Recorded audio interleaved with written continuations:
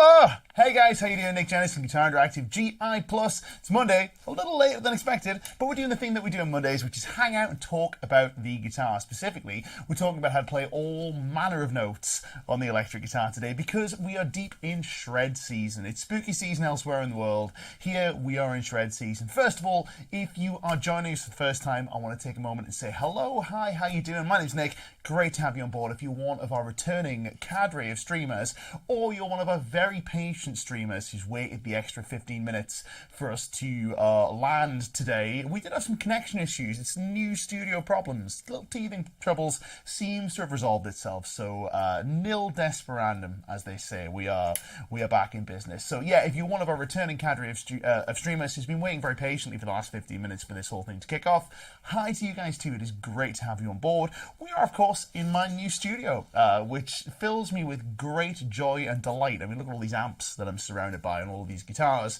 that I'm surrounded by, and also this new guitar that I'm going to tell you guys about. I promised I would reveal this last week. Last week our stream was brought to you by the excellent Ciari Ascender. Fabulous guitar, absolutely killer. So the new guitar could wait, let's say, but we'll introduce the new guitar as the day goes on.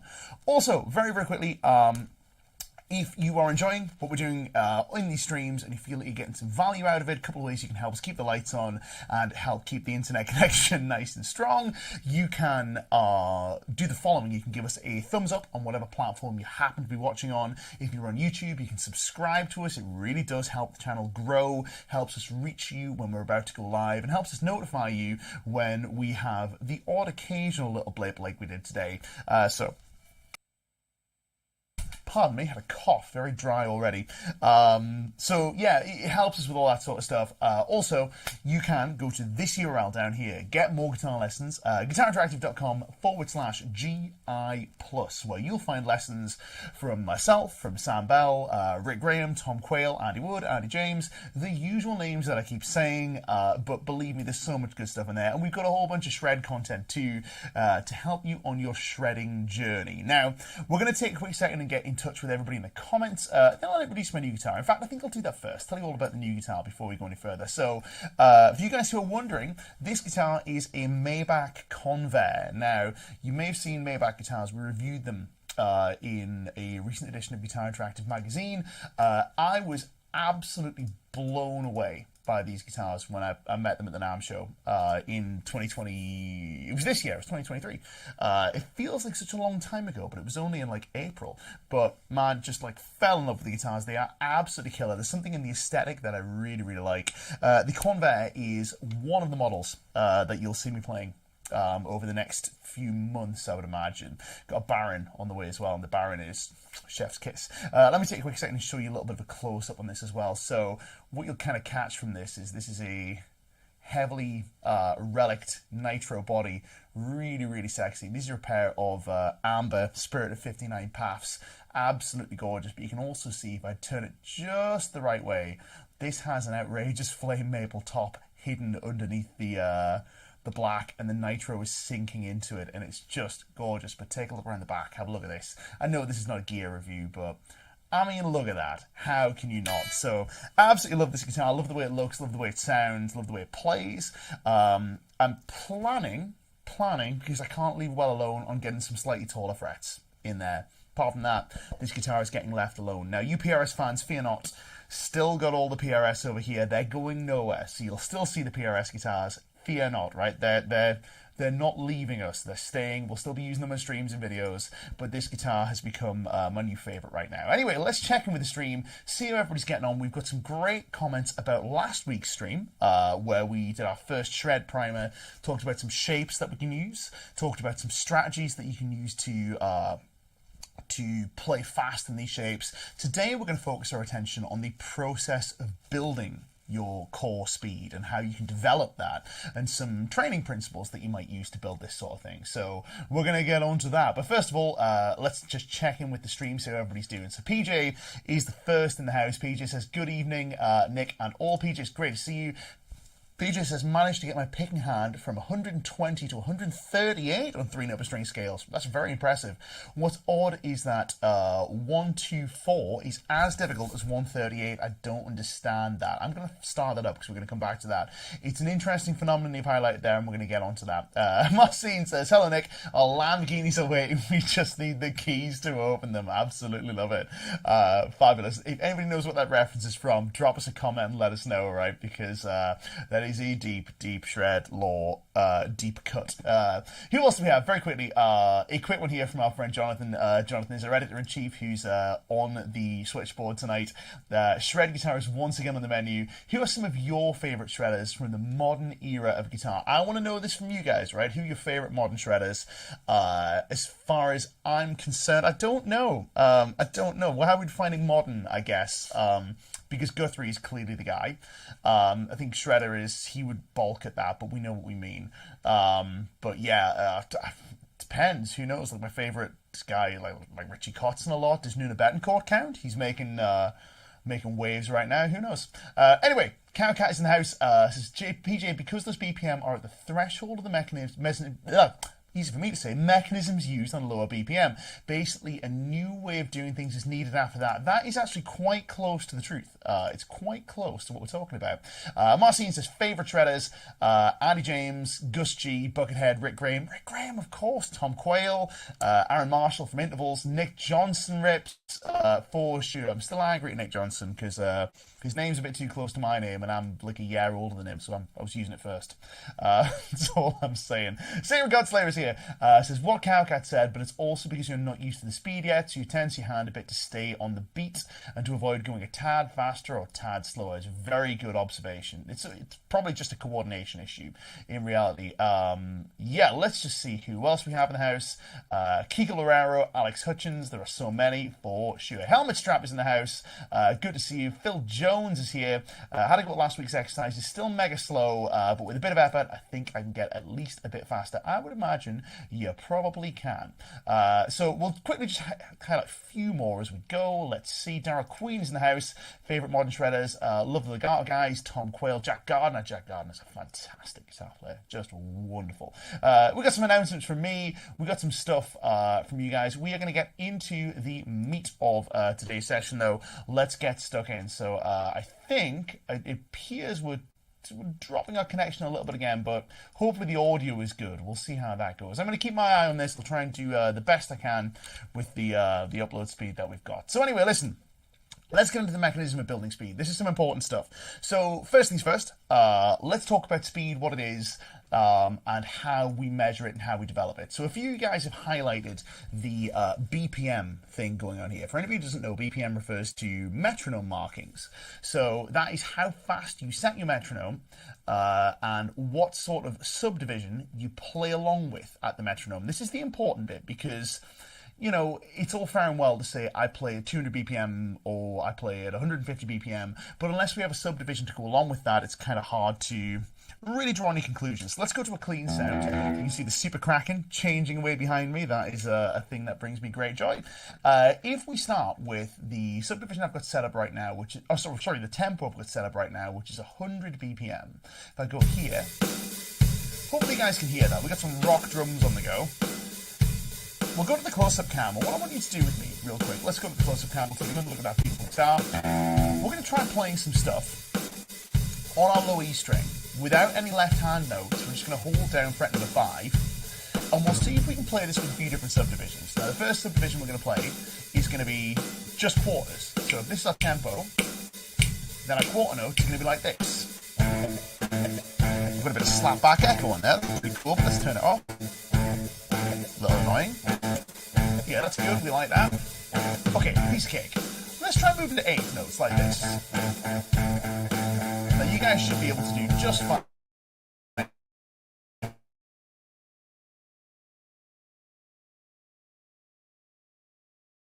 That PJ mentioned earlier on, 16th notes. Oh, there we go, 16th notes. This connection is kicking my rear end. I'm going to try my best to soldier on with this. If it drops, it drops. So 16th notes we're going to get.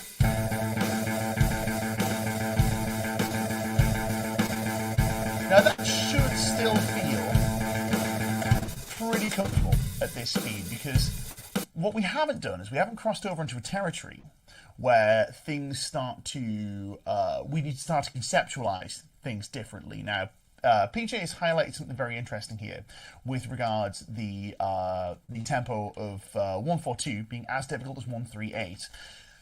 There is a change in the way we think about the guitar. There's a change in the way we think about the notes we're playing when we get to these higher tempi, when we get to these higher speeds, like 138, let's say, for example. Certainly when we get to 150, things start to percolate more. Well, percolate's not the word. We start to conceptualize this stuff differently. Now, what I mean by that is we stop being able to think about individual notes and individual pick strokes, and we start to fire off chunks of information, chunks of technical information.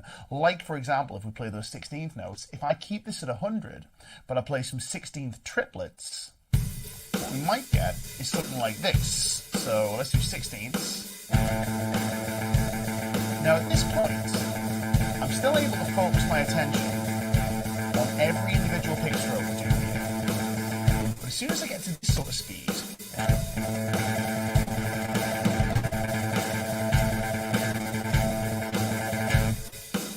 I'm less able to focus on this stuff. Less able to focus on that stuff. I've crossed over into a threshold where I'm no longer able to perceive those individual notes. Now, this is a very interesting phenomenon we've talked about on these streams before, which is the inter-onset interval, and which is basically the difference between the difference in time between the two notes that you're playing back to back. So if you play one note, you play another note, the distance between them, when this drops below 100 milliseconds, we start to hear it as less of a discrete note and more of almost like kind of a string of notes or a blur of notes. Now, a test with this is if you were to say the words, if you say some words along with what you're playing, if I asked you to do it at 100 BPM with 16th notes, you could probably say something along the lines of da da da da da da da da da da da da da and articulate each individual note. Let's actually try that very quickly.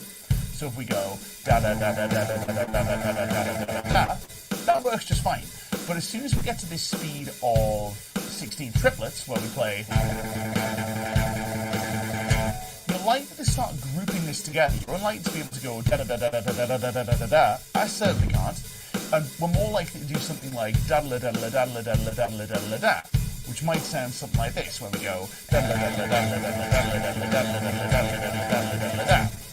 Now, the reason for this is at that speed, we're no longer able to conceptualize each of these individual notes in real time. We have to start thinking about them as groups. And this is where these sequences that we talked about last week start to become interesting. Now, that's all fair and well, Nick, but how does this relate to me building my speed? Well, this leads me to a concept from sports science called polarized training. Now, anybody who's familiar with things like speed cycling, for example, or speed and power training will be familiar with the idea of training hard and training not so hard.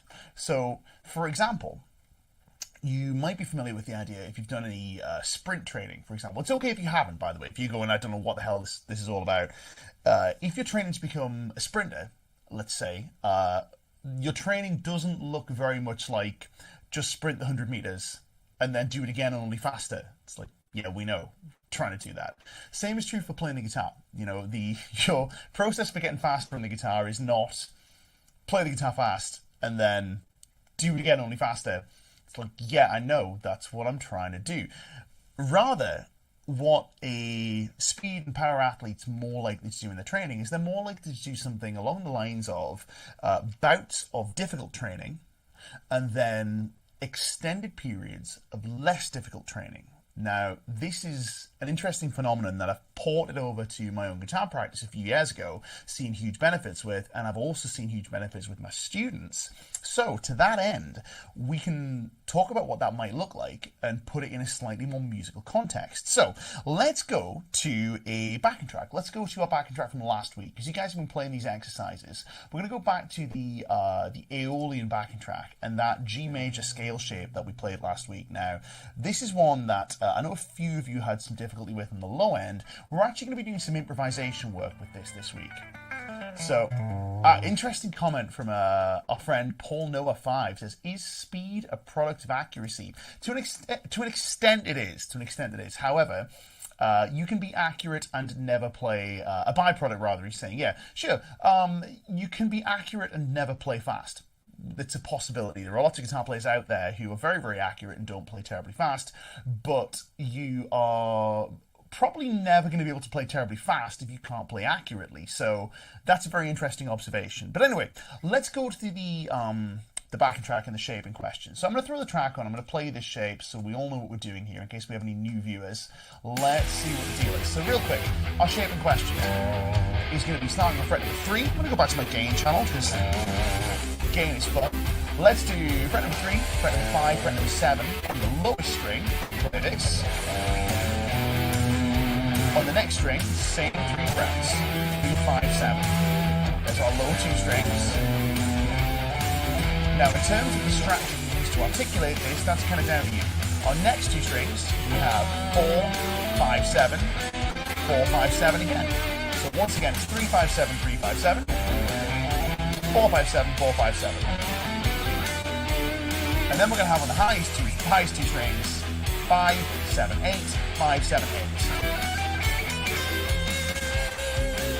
That's what we're looking at. There's our shape. What I want to do with this is I want to start by playing it fairly slowly, and we'll go from bottom to top just to re-establish the shape that we're working with here. So if we play,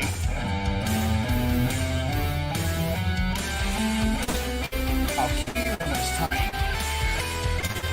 Let's keep taking Godslayer happy. We'll finish on the B. Let's try it again together. Ready? 1, 2, 3, 4. Now this should feel pretty comfortable. Well within your capabilities, let's say. Now, if it doesn't, that's okay. We just need to scale things we need to scale things in terms of not the scale itself, but in terms of how difficult we are with our practicing. Now, I'm going to propose an idea that we're going to play with, which is the idea that we're going to do something in the region of 80% of our practice, of our speed practice, at a comparatively easy tempo. And by comparatively easy, what I mean is somewhere in the region of 60 to 70%, give or take, of your maximum established speed. So you guys who established speeds last week, somewhere in that 60 to 70% range, that's where we're going to do most of our work. So what we might do is we might find a subdivision that we can play very, very comfortably. We can't maybe take our eye off the ball, but we're unlikely to make 2 mistakes. Maybe that 8th note is a good place to be. And then we're also going to spend a smaller amount of time, but this is still important, playing close to our maximum capacity. Now, by close to our maximum capacity, I don't mean play as fast as you possibly can, but I mean play a subdivision that is quicker. So it might be something along the lines of 16 triplets, let's say. So for me, 16 triplets, that feels pretty fast. You may find this with 16th notes at this speed. So 16 triplets would be...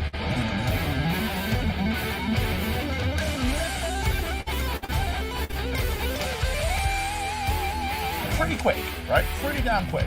So what I might do is I might spend a lot of my practice time. We're going to scale this in half. We'll scale this down by a third at least, just so everyone can participate. What I might do with my practice time is I might spend a good portion of my time playing 8 triplets, which would be da da da da da da da da da.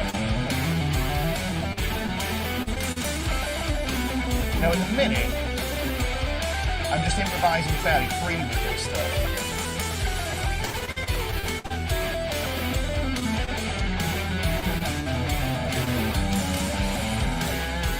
That feels like a speed that's comfortable for me. It's not terribly challenging, but I start to concentrate, and then I'll spend a brief amount of time playing.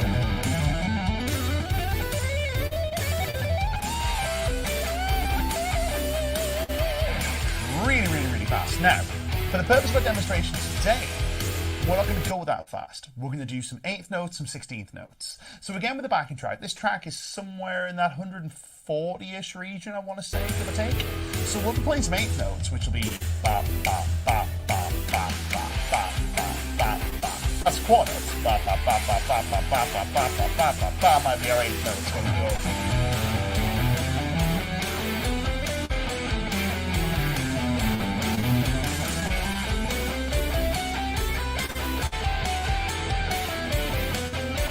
We'll have 3 first.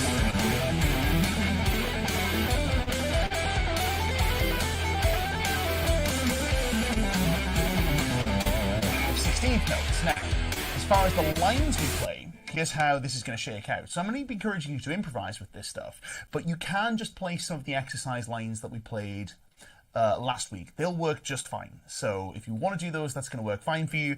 By contrast, if you want to just improvise, that's also going to be fine. So to that end, here's how we're going to do this. We're going to set this up in a few different levels. I'll be playing with 8th notes and 16th notes.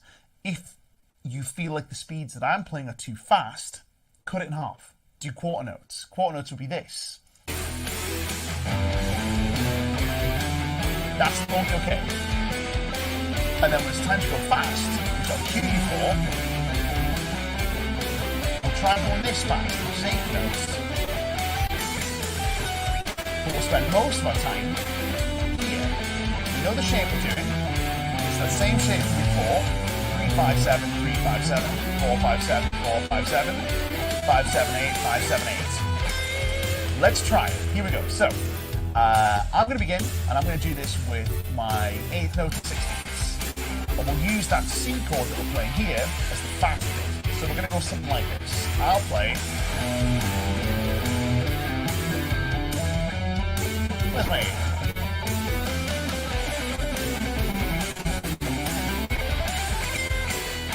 A chord change.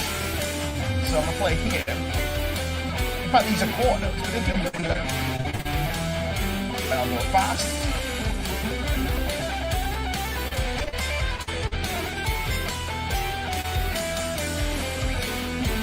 I'm going to turn this over to you guys in a second. So we have the guitars ready. Fast bit.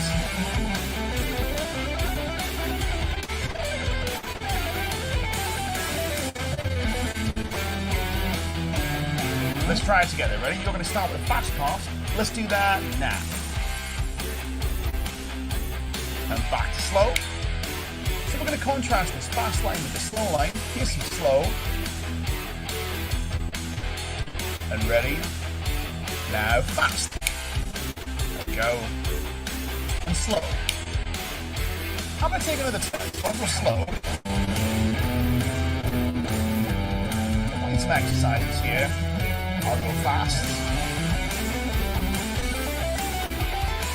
Slow. Slow again. I'll take 2 turns. And I'll take off 2 turns as well. Fast.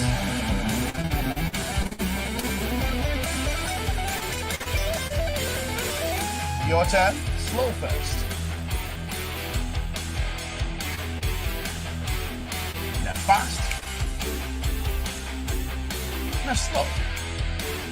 Stay slow for a little bit.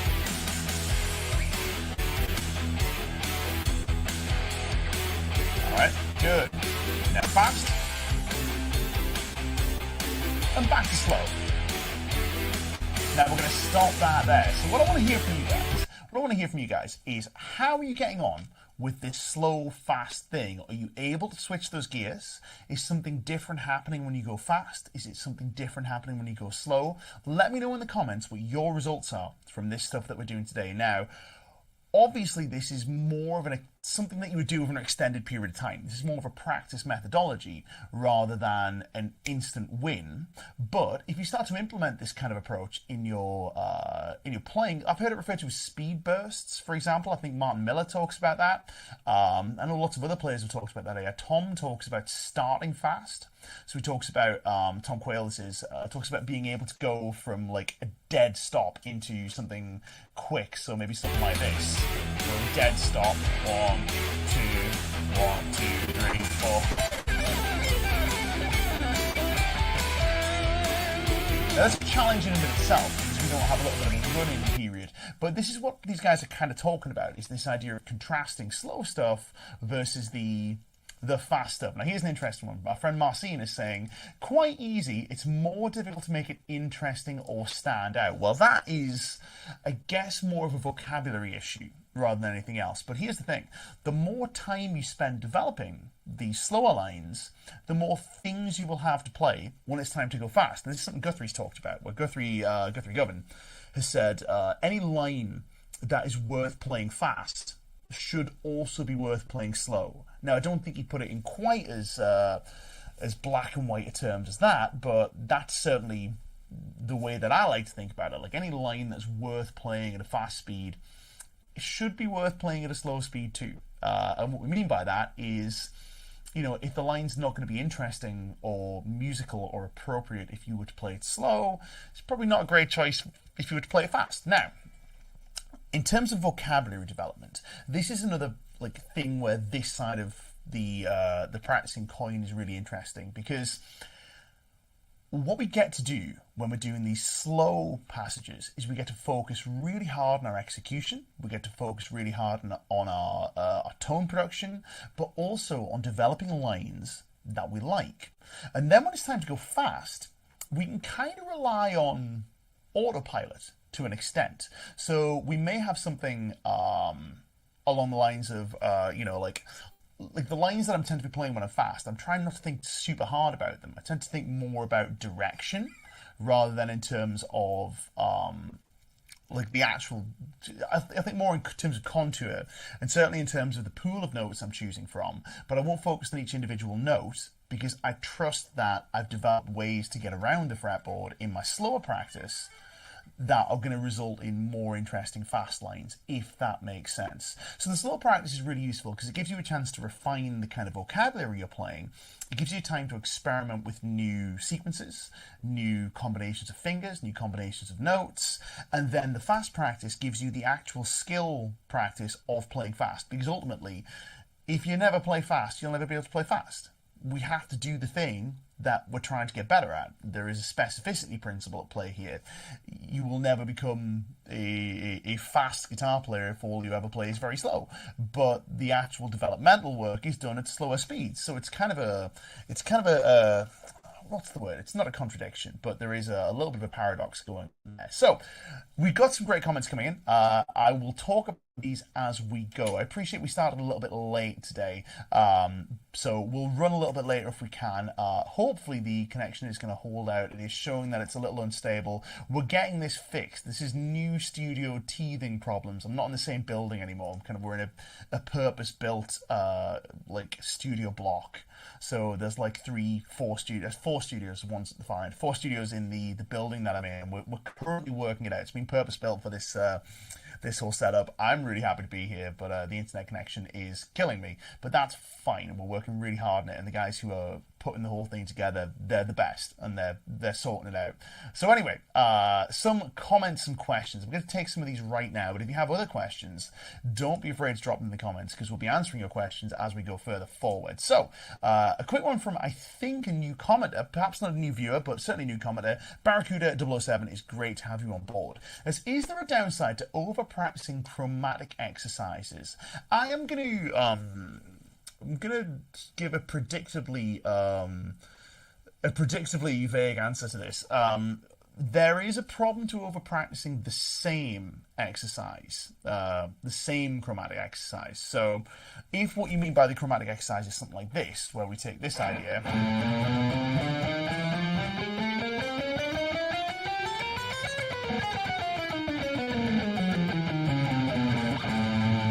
and so on and so forth, right? If we over practice that and we make that the core of our practice, what we end up with is a limited capacity with our fingers in terms of like how many varied lines we can play. So if you think about that kind of approach, what this tends to lead us to is it leads us to only really being practiced at playing from this side of the hand through to this side of the hand and then back again, when in reality what we want is we want to be able to flow freely from any finger to any other finger. So this is where I say like practicing that one over and over again can be an issue, but doing some kind of chromatic exercise is very valuable. Now, a favourite of mine, if you were to get into this sort of realm, is I keep calling them the Guthrie things, but it's the Guthrie variations, because they come from Creative Guitar 2, I think, Guthrie's books from the early 2000s. Very, very cool books. What they essentially are the same deal, but we start to switch some fingers around. So I've talked about this before on stream, but let me go over it very quickly for you guys because I think it's a useful thing.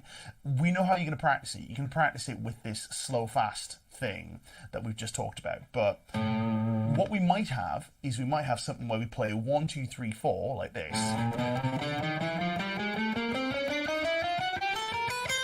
But then we change it up to 1, 2, 4, 3, for example.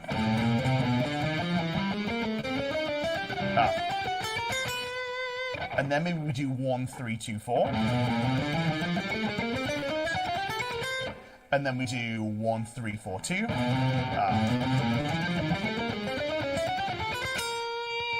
And then we do 1, 4, 2, 3. And then we have 1, 4, 3, 2. So on and so forth. Now these exercises, and then we start again on finger 2. So we don't always start on finger 1. We do 2, 1, 3, 4, for example. And then 2, 1, 4, 3. You get the gist of this. I don't need to go through them all, I'm sure, but ultimately what it boils down to is there is, let me get the numbers right, 24 potential permutations, potential variations of this chromatic exercise. If you spend time practicing all of those, then I think that is useful because then we're practicing every movement of the fingers rather than just the same movement over and over again. But there is also another issue with this. There's another issue with this because the problem with this is that every time we play that, we're playing 4 notes on every string. And then we move to the next string. So what we end up with is an asymmetrical development of our picking hand, but also a rhythmically asymmetrical development. We're not able to hear string changes, or we're not able to move to strings on a whim, which is something that we want to be able to do. So what we might do is we might take the same idea, but we might start moving one of the notes or one of the fingers to a different string. So what you might do with this is you might do the same exercises, but say displace finger 4 to the next string. Now this will probably require you to slow down quite a bit, but you might end up with this. And then its neighbours. And then do the same thing with 1, 2, 4, 3. It sounds a bit horrendous, but it's a good way to become more fully developed as a player, because then we have to cross strings on a more arbitrary basis and a more ad hoc kind of way. I think that's a better way to look at it. So chromatic exercises are totally fine. And I think just doing the classic chromatic exercise over and over again is going to lead you to being very developed in one very specific skill, but not very rounded in terms of your technical skill set. So a great question. I'm really glad we got a chance to field that. Mustache Metal says, do you think it's important to develop inside and outside picking, or stick with what you gravitate towards? I use alternate and economy picking almost exclusively, and outside feels unnatural for me. I think, okay, so my thoughts on this subject are that at some point you will need to be able to do all of these things. But that point might not be right now. So it depends. I would suggest that to be a fully rounded guitar player, you'd probably be able to do all this stuff. But that depends on how important it is for you to be a fully rounded guitar player. Now, I say this because there are lots of great guitar players who don't have a fully rounded technique in terms of are able to do all of the things. Some examples include Yngwie Malmsteen, great guitar player, not a fully rounded technique. Other examples might include, oh, look at this, that's absolutely fabulous. Barracuda 007 has given us a donation. I didn't even know we could receive donations, but that's lovely. Hey, thank you very much, man. I really appreciate that. That's very good of you. Hope you have some luck trying that stuff out. Well, there you go. That's a first. We really like that. That's a fabulous thing. Thank you very much. So anyway, we've got that. We got Yngwie Malmsteen. Eric Johnson has an asymmetrically developed technique. Tom Quayle has an asymmetrically developed picking technique. Who else do we have? Let's think. John Petrucci, if you can believe it, still has little holes in his playing. Who else? Let me think. Frank Gambale. I would say myself, but I'm hesitant to include myself in that company. In terms of, I don't want to say I'm a great guitar player with that, but as a guitar player, I definitely have holes in my game, so to speak. So I think we all do. And I think plugging those holes, I think it becomes less and less important in terms of being able to play the things you want to play. I think the most important thing is to have a method for playing the things that you want to be able to play. So let's maybe take a quick second and examine some of that stuff. We'll get a bit more deep into the weeds in case somebody's wondering what inside and outside picking is. I just so happen to have a picking hand cam set up. Hooray! It's lower quality than the other cameras, but we're struggling with connections, so it doesn't really make a difference today. Now, as far as what Mustache Metal is referring to, the example of inside and outside picking, I think it's kind of a misleading concept in terms of... I'm going to bring myself up on screen here. Hey, I think it's kind of a misleading concept, but the term, as far as I originally saw it coined, was by Paul Gilbert, who refers to this idea of outside picking being where we move from one side of a pick, let's say the top of a string rather, to the underside of the next string, where we're moving outside the strings to transfer from one to the other. But inside picking will be something like this, where we maybe do the same exercise with an upstroke, where we play here, we start on the inside of this string pair, and then our next stroke is also on the inside. Now, certain players, because of certain factors like preference, like, you know, where you rest your hand on the guitar, the kind of guitar you play, etc., etc., will find one of these easier than the other. Tommy G has a great question. I'm actually going to highlight that as we go, so we'll address that question too. Tommy G's got a really, really good one. So, for example, if I were to... let's say, for example, I was to do the classic Paul Gilbert exercise of one note on this string and three notes on this string. A few ways I could do this would be to start here with a downstroke on the first string, which would be an inside picking variation. Or I could do the opposite, where I would start with an upstroke on this note here, or I could just start at the very bottom with a downstroke, and this would be an outside picking variation.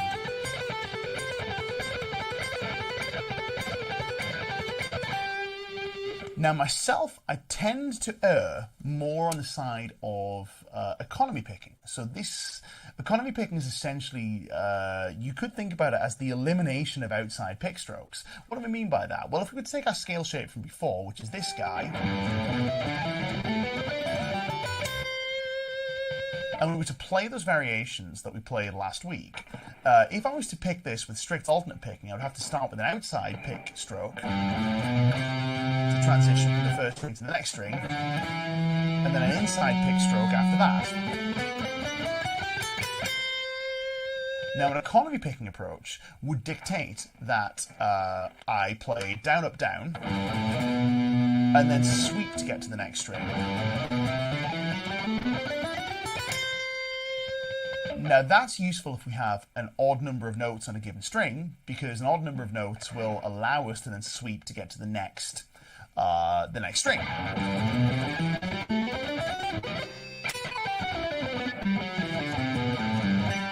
The same is true in this direction. However, if we start to introduce even numbers of notes, let's say, for example, on the middle two strings, I was to play fingers 1, 2, 3, 4, rather than just 1, 2, 4. Here I can't do my sweeping thing anymore. I have to do this.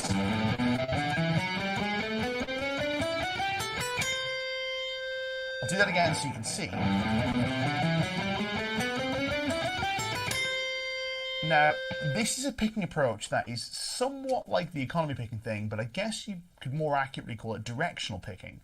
Now, what we mean by directional picking is that for you pick slanting characters out there who know what we're talking about with this, the pick slants in the direction of the line's travel. So if you slant this, if you're going this way, you slant this way. And what that means is that we, on lines where it's appropriate, we sweep.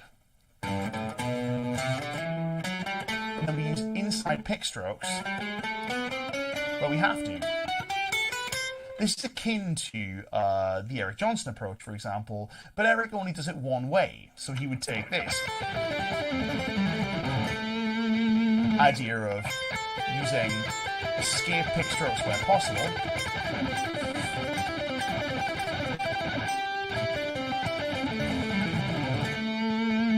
but where he has to,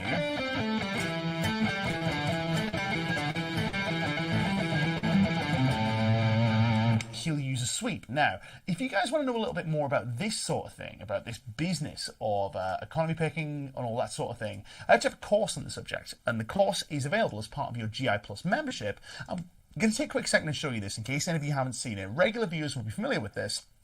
But this is the GI Plus course, Picking Strategies Part 1. I think it's a great place to begin for getting used to picking and finding a way to make picking work for you. So the way this course works is rather than me prescribing a series of like, you must pick like this, it's a voyage of discovery where we go through 6 potential strategies and we find the one that works best for you. Ultimately, we can achieve the same result in terms of sound and in terms of fluidity with a variety of different approaches. And this course is about finding that approach or a couple of approaches that you can blend that work for your personal preferences. I'll show you this trailer. When we come back, we're going to answer some more questions.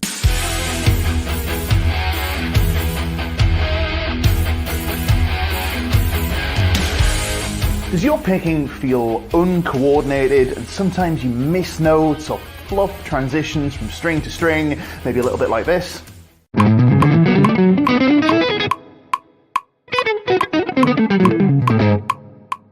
When in reality what you want is smooth and easy and transparent feeling picking, a bit like this.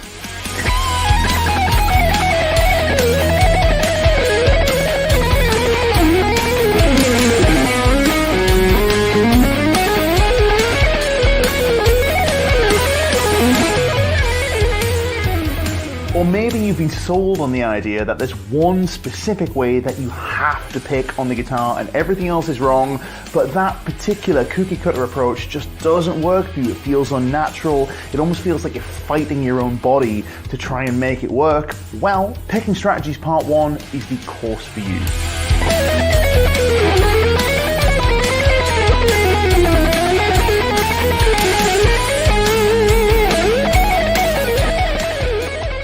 In this course, we explore the many different ways that you can form a full and complete and comprehensive picking approach by examining the various strategies used by some of the greatest pickers of all time. And there are a whole bunch of strategies out there, and I guarantee there is one that is going to work for your preferred picking mechanics, the way you prefer to stand or sit with the guitar, the type of guitar you play, the type of music you play. There is a strategy for you. We're going to explore all of them, and I'm going to show you how you can take a single solo study and play every line within it using all of the 6 picking strategies that we look at in this course. And of course, this entire course is available as part of your GI Plus membership. So if you're not signed up already, what better excuse do you need to sign up today?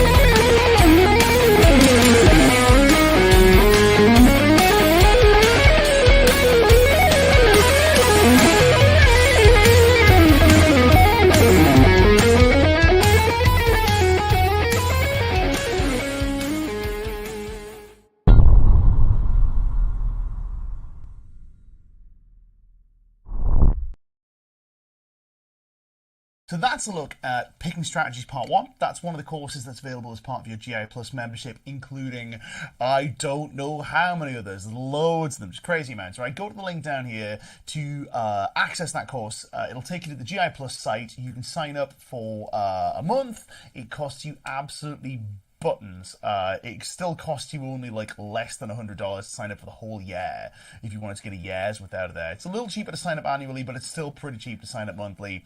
For what you get, and it's crazy. So yeah, there you go. That's Picking Strategies.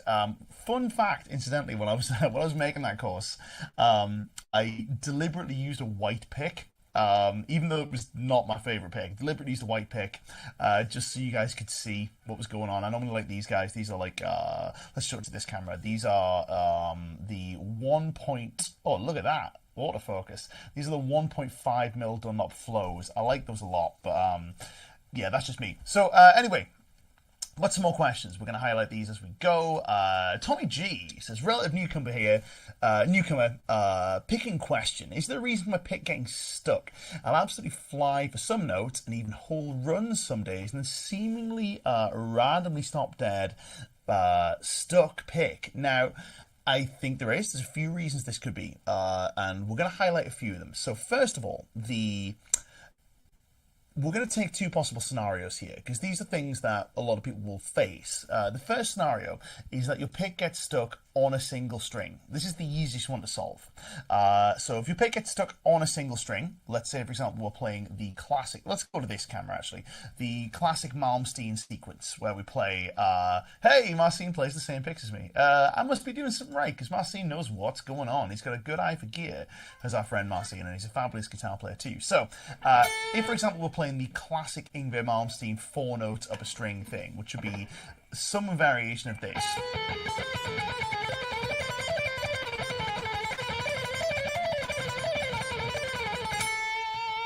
And you found that your pick was becoming stuck in that kind of line where we're on a single string. You're going to try and make it happen. Like that, maybe. Now, that's a little artificial, but obviously, you know, you get the gist. On a single string, if the pick gets stuck, that normally hints at the pick being a little too deep into the string and gripping a little too hard. It's some combination of those. Now, you can have a pick that's deep on the string, like, for example, on this low E string here. We can have a pick that is way sunk deep into in between the strings, but if we grip softly, it'll just flop over the string. So here what I'm doing is I'll show it to you this camera real quick. So I'm holding the pick with a lot of pick. Let's see if it's going to zoom in on that or focus on that rather. There it is. I'm holding the pick with a lot of pick hanging off the end for this example. This is not how I'll normally hold the pick. But what this is going to do, very quickly, if you see here, let's go back to this cam. That pick is going to, even though I pick very deep, if I hold with a light touch, that pick is just going to flop over the string, and that's going to be fine. However, if I start to grip really hard, what I have to now do is move the string to the other side of the pick. Now, this can be useful because it's a good way to get some very loud notes. So, for example, if you want to hit some accents, digging in and gripping hard, they're a great way to really kind of get some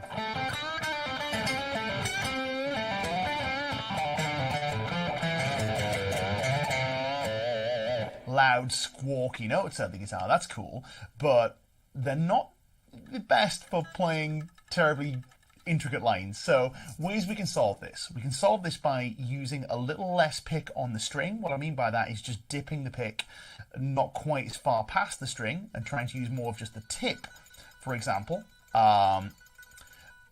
Or we can just grip a little less. So if you really like the feel of the pick going deep between the strings, that works too. You just have to grip a little less tightly. Now, Eric Johnson does this. Eric Johnson tends to use quite a lot of pick on the string, but also grips kind of loosely. So those classic Eric Johnson lines, all these...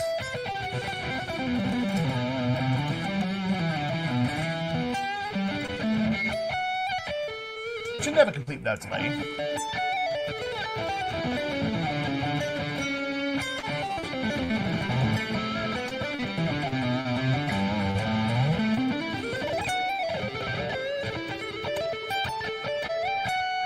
Now, a little clumsy for me, because I'm trying to do that with Eric's particular technical approach, which is a light grip and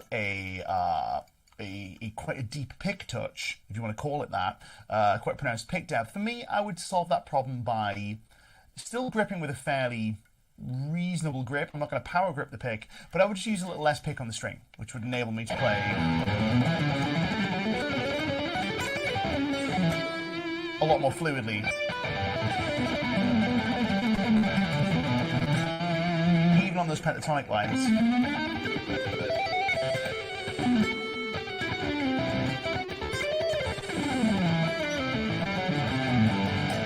So that's a way to solve that. Now, that's problem number one. That's scenario one. Just in case anybody's wondering, we're trying to solve why Tommy G's pick is getting stuck. That's scenario one. Scenario two is that your pick gets stuck when you cross strings. And this is a little more challenging to solve. So what we mean by that, this is the most common one. So, and the least easy to fix. But what happens when your pick gets stuck when you cross strings would be something akin to this, maybe. So if I throw some drums back on, let's get the backing track away. Let's just throw some drums back on. I'll turn the drums down a little bit because they're quite obnoxious. In fact, let's use a slightly less obnoxious drummer. Let's use Rose instead of, who's the other guy? Anders. Using Logic right now for the drums. And Logic's drummer is a really powerful tool, but some of them are a little obnoxious. Now, what I mean by this is, if, let's go to this cam, because we're talking about picking, right? So, for example, if I'm picking certain lines, let's say I'm going to pick a line that would go something like this.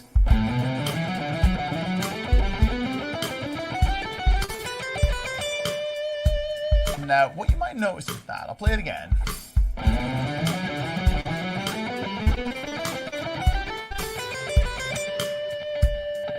What you might notice there is that the majority of that was 3 notes per string going straight up, but one of them was 1 time around, then 3 times around. And then I had 2 times, 2 times, 2 times, 2 times. Now, here we go. Oh yeah, Paul Noah is saying A harmonic minor on that exercise. On that Yngwie exercise, A harmonic minor. For that example, smooth criminal drum. It kind of is. It's kind of... what keys it in?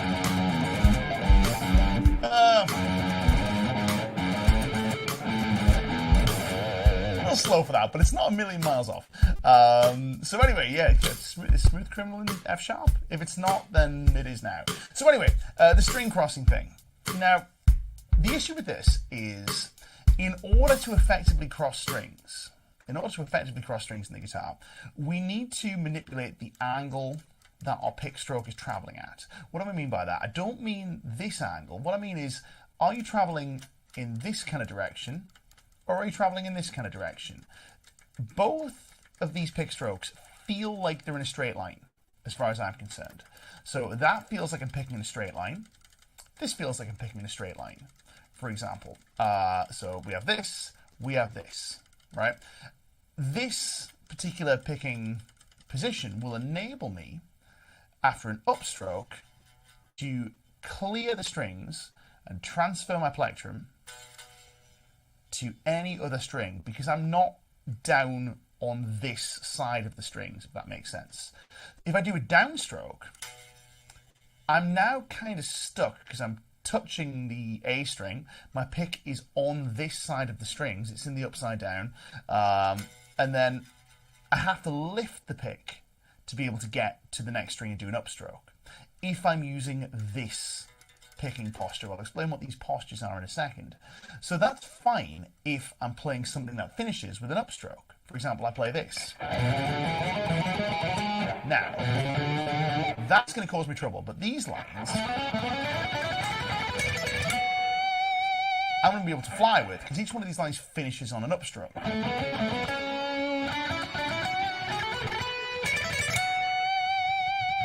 And so on and so forth. Now, that first bit is going to cause me some trouble, because what I'm doing here is I'm playing a line that finishes on a downstroke, i.e. finishes on that particular string on the downstroke. So we get this.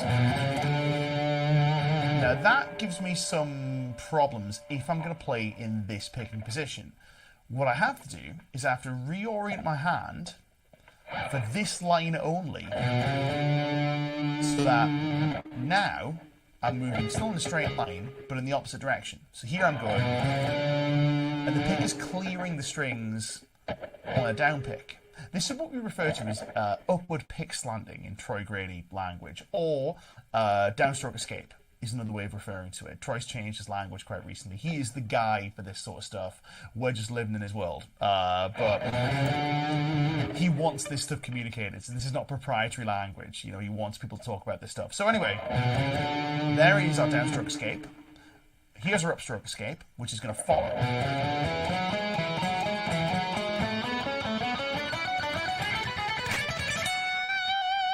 If I was to play that line without that change in escape angle, I would trip myself up when the pick stroke that precedes the string change changes. So how do we get this? Well, let's get rid of the me cam and I'll show you. This is literally the easiest thing in the world, right? So we've talked about this before. Let me show you the bones in my forearm. So right here, not like just trying to like flex or anything, but we have 2 bones in our forearm, right? As far as we're concerned, we have a bone here, a bone here. If you want your upstrokes to escape, put this bone in contact with the guitar's body, and only this bone. That will allow upstrokes to escape. Pick in a straight line. Don't change your picking at all. Just lean your forearm so that this bone here, the lower of the two, is in contact with the guitar's body. Let me show you in this camera, right? So there's both bones in contact.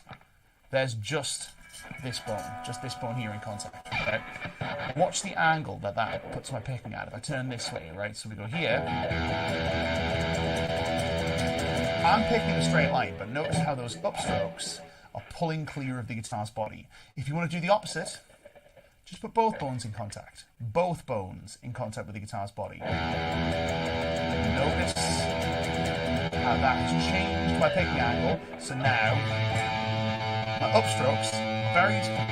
My downstrokes escape, if that makes sense. Now, in terms of vocabulary, you can structure your entire vocabulary to only use one of these positions, and it's fine. Examples of this: Zakk Wylde, Yngwie Malmsteen, who else? Eric Johnson, we talked about. There are more of them. There are Nuno Bettencourt, with some exceptions. Some people are like most of the time one way, and then we'll just dip into the other way. So don't feel like you have to do this stuff. Ways to get around it are with sweep picking, for example, like this, let's say. So sweep picking might be, if we were to take that line again, this tricky line we just played. Now here, what I could do is if I wanted to keep this position, I could just barrel on through the next string with a sweep.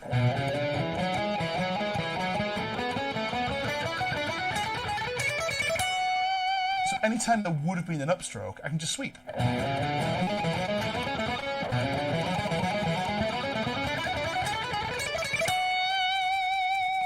So on and so forth. I can just sweep on through to the other side. Or we can inject a single legato note, like this.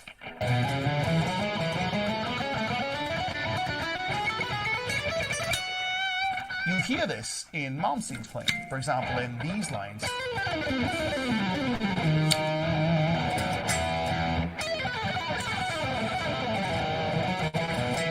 it again without exaggerating it too much.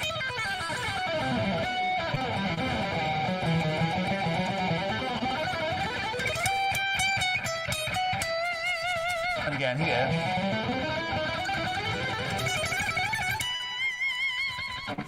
What we're doing there is, in this direction, I'm sweeping if I have to. In this direction, I'm doing a pull-off if I have to. That makes sense. Foghornish with the win. Marty Friedman too, for sure, right? Absolutely. And these guys are like fully developed guitar players in terms of vocabulary. You would never call them limited, but they have technical limitations that rather than try and fix, they've just gone, well, I can make it work with what I already have, if that makes sense. Tommy G says, thanks, man. I really appreciate your time. Thank you, man. Thank you for coming and joining us on the stream. Appreciate your time, too. I definitely tend towards DWPS. Need to practice the upslant. But sure, I think so, too. Now, here's an interesting one. Roberto Alves says, Vinnie Moore. Vinnie Moore is the opposite. Vinnie Moore lives in the opposite world. He primarily plays with a downstroke escape, with an upward pick slant, if that makes sense. So that's an example of somebody who lives in that opposite world. Another example of that might be someone like John McLaughlin. These are the examples that Troy's pulled out, but there are other players out there. Tom Quayle, when he picks, and Tom can really friggin' pick, but tends to be limited to lines that are appropriate for like downstroke escape, just because of the way he tends to hold the guitar. I gather he's got around this. Andy James can pick friggin' anything, because he's Andy James. He has his name on his jacket, so, you know, true story. Great guy, but he's got his name on his jacket. Response Audio says, a lot to think about. I'm guilty of having too much pick into the strings when I try to play fast. It just wears you out immediately. I need a different combination of grip and pick depth. For sure, there is a relationship. This will be the last comment we make today. There is a relationship between the difficulty of a given pick stroke and how many of them you can do in a row. If we think, for example, because I'm a gym bro, so if we take the analogy of a bench press, if I was to say to you, okay, you come into the gym, we're going to work out together, we're going to do the bench press, and you may be hugely strong and powerful and just like smoke me on the bench press, who knows? But if you're new to the game or whatever, it doesn't really matter what it is. If I said to you, we're going to bench press with a weight that you can do 100 times, that is necessarily going to be lighter than the weight that you can do just once. Now, the reason for this is you will tire out on a lift that you can only do once. Oh, God, so heavy. In one repetition, by its definition. If, by contrast, we put your 100 rep max on, the weight you can only do for 100 reps and not 101, it will necessarily be lighter. Now, the same is true for picking, right? With picking, the amount of force that you can put into a string is... Your most forceful pick stroke will necessarily wear you out faster than your least forceful pick stroke. I mean, we can just try it. You know, if we go full Zach and just really batter on the string, that's going to start wearing me out. But if we play with the gentlest of butterfly touches, I think, who says that? Whose line is that? Oh, it's Tim Pierce talks about that stuff. Then you can conceivably go forever. So, yeah, playing too hard can wear you out real quick. It's one of those things. But unfortunately, it sounds cool. So, you know, there's a trade-off to be had. Like, do we want to pick hard and have it sound cool? Do we want to pick a little less hard and have it sound elegant and still cool, but not as, not quite as powerful? Well, what we do is we reserve our powerful attacks for when we need them. So we'll use them for accents and we'll use them for ends of lines, for example, if that makes sense. So what we might do, if we go to this cam real quick, in fact, I'm going to stick on this cam because you can still see the pick and hand in this cam. You just can't see the angle so much. What I might do is if I throw my backing track back on, I may reserve those very powerful pick strokes for something where I need them, for a big powerful finish to a line, or maybe where I need some accents. So I might look at.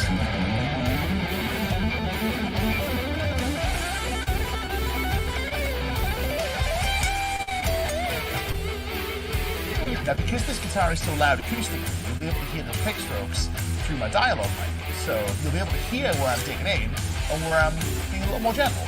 So let's try it with some more pronounced accents.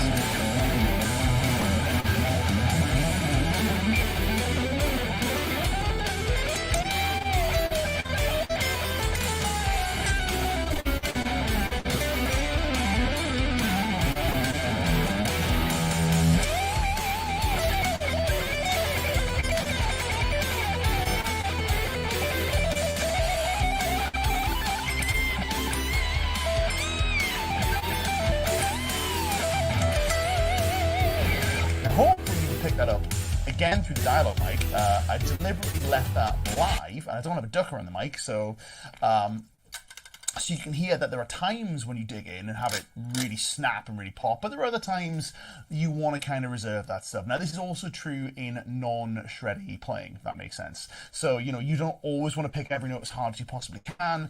It's actually a symptom that I see quite a lot in, I don't want to say this new generation of guitar players because I'm aware that I'm old, but, you know, I don't want to be old man shouts at cloud. People can play however they want.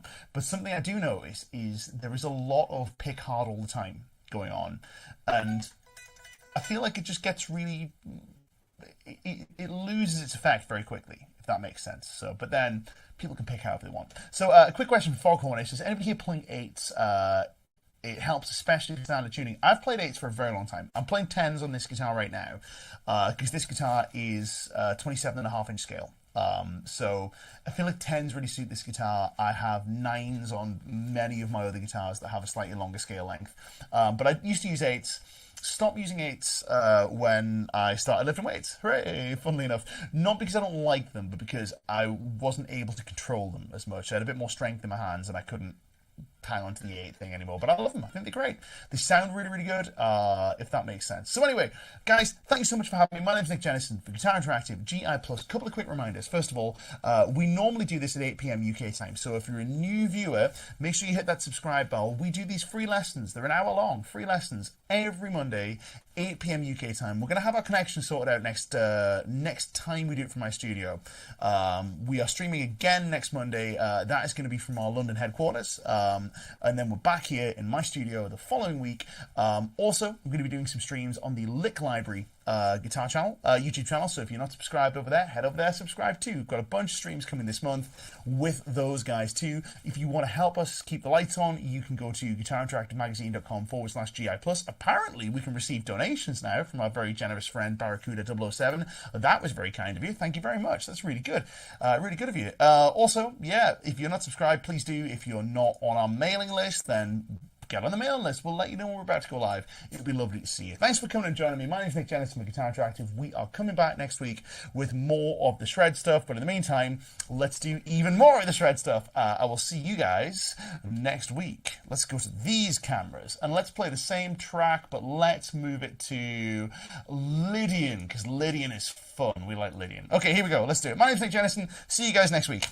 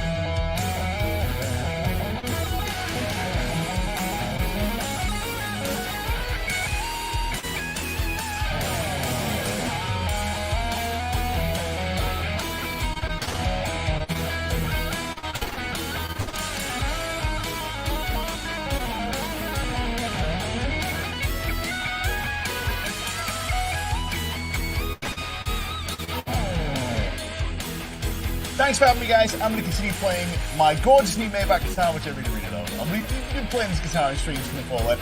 Thanks for having me. I'll see you guys next week with more shred stuff. In the meantime, this is what you get as part of your GI Plus membership. Go to the link down below to get all this good stuff and more. See you guys next week.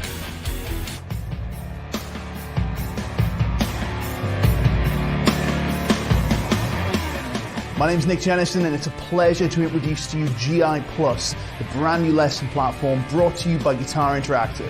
We've assembled a team of the best players and educators in the world to bring you exclusive lessons covering everything from metal to blues to fusion and everything in between. Want to level up your shred chops? Check out How to Play Fast by Andy James. Or how about sweep picking with Rick Graham? Or maybe country's more your bag? Well, how about a full-length exclusive country guitar course from Andy Wood? Interested in learning how to play over changes? Well, members get access to hours of exclusive lessons from Fusion Maestro Tom Quayle.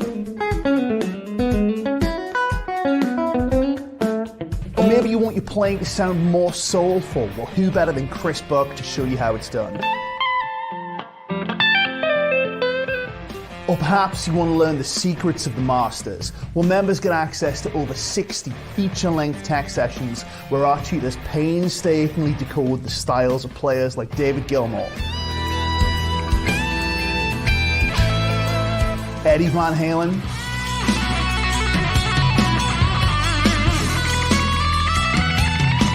John Petrucci, Larry Carlton, Slash, Tosin Abasi, Paul Gilbert, and many more.